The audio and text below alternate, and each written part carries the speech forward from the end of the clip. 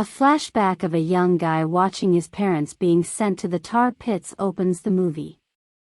He is urged to keep going forward and focus on tomorrow by them.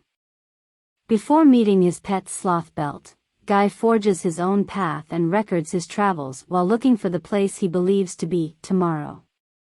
He eventually runs into Eep.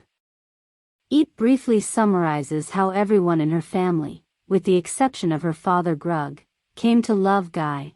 Nevertheless, with time, even Grug came to like him.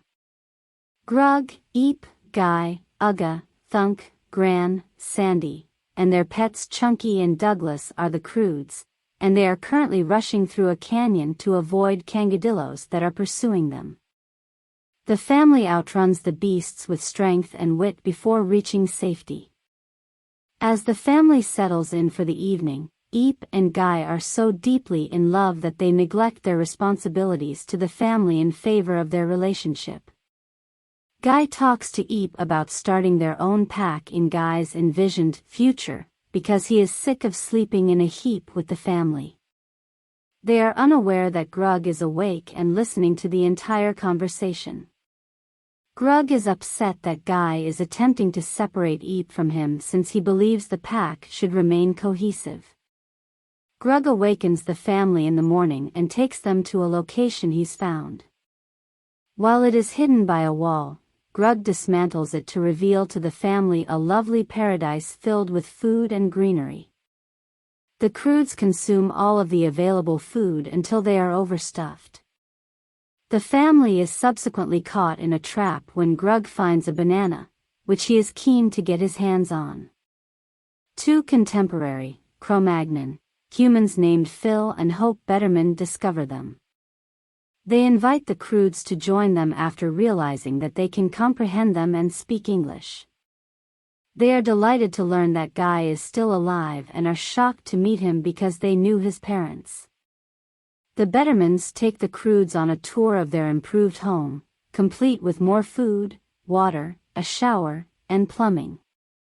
Eep is eager to see their daughter Dawn because she has found another adolescent girl to be friends with, so they bring her out. Guy is delighted to meet Dawn as well, and when he notices that she has a pet sloth named Sash, he falls in love with her. While Ugga and Gran are delighted to be sleeping somewhere comfortable, Thunk becomes enthralled with the view from the Betterman's window as he observes the landscape outside. The new environment doesn't exactly make Grug pleased, and he vents his irritation because he believes Guy is still attempting to kidnap Eep. Phil and Hope are planning to hook Guy up with Dawn while believing the Croods to be nothing more than dirty cavemen. When Eep hangs around with Dawn, Phil and Hope give Guy a makeover. She is intrigued by Eep's wounds, particularly the peanut shell-shaped prosthetic toe she wears for a toe. After then, the two lead Chunky outside the wall and into uncharted terrain. Dawn is struck through the hand when they come across huge bees, but despite how painful it is, she is just happy to receive her first scar. Hope makes overtly rude comments about Ugga's family and says that they should leave soon when Ugga thinks that she and her family might stay permanently. While everything is going on, Phil brings Grug to his man cave and places him in the sauna. In order to pair Guy with Dawn and prevent Grug from losing Eep from the pack, Phil uses the heat to trick Grug into thinking about the plan to leave Guy with them. Guy sees the girls when they arrive back from their vacation and chastises Eep for hurting Dawn, advising her not to act like a cave girl, which Eep finds offensive. After observing the Betterman's character, Grug and Ugga also plan an attack on them. Eep behaves inappropriately to get even with Guy during the dinner gathering of the families. Ultimately, Phil reveals to them that Grug had decided to leave Guy behind so he wouldn't have to take Eep, which causes Ugga and Eep to turn against him. Grug admits to Phil that he has eaten his beloved bananas, which he had been preventing him from eating despite their availability for an undisclosed reason. Phil leads Grug and Guy to a wall where they can hear pounding coming from the other side. According to Phil, he left the bananas there to appease any terrifying animals that may be on the other side. A little punch monkey is sitting where the wall crumbles.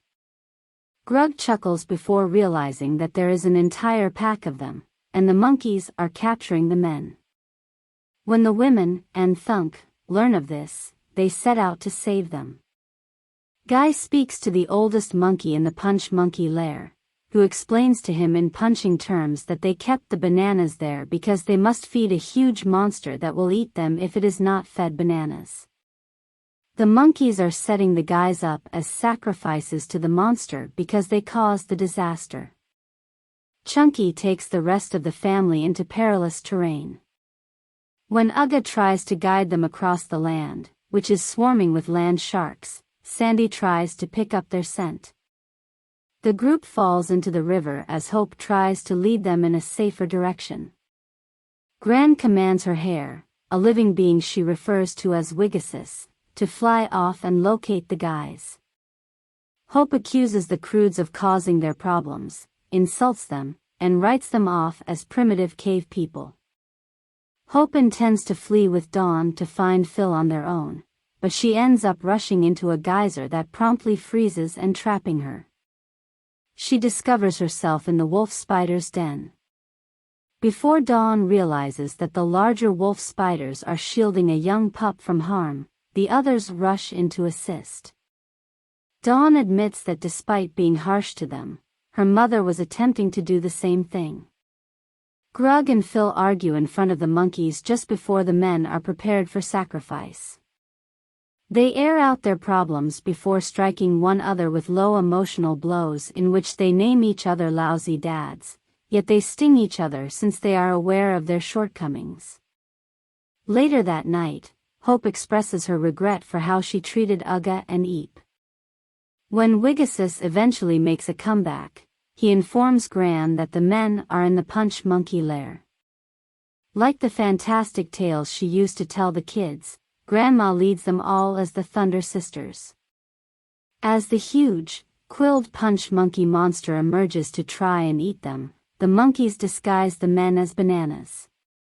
Taking the time to express their regret to one another, Grug and Phil inform Guy that they are both fine with him dating Eep. Before freeing the males, the women and Thunk ride in on wolf spiders and engage in combat with the punch monkeys. The monster pursues them, but Eep and Guy manage to get up on top of a huge skull suspended from vines. Guy then apologizes to Eep for insulting her and explains that tomorrow isn't a location, but rather wherever he is with her. They have their first passionate kiss before lighting a spark with their rocks and setting the vines on fire to bring the monster's skull crashing down. Despite falling into a hole, the monster snatches Eep. Eep is being pulled to safety by the family and even the other punch monkeys until she discloses that the monster is grasping her peanut toe. The punch monkeys thank the human for saving them from the monster as they leave the den as it falls into the abyss. Along with the punch monkeys, the Croods and the Bettermans are now coexisting peacefully. In spite of leaving to start their own family, Guy and Eep continue to routinely visit them. The families then assemble in their new paradise for a supper.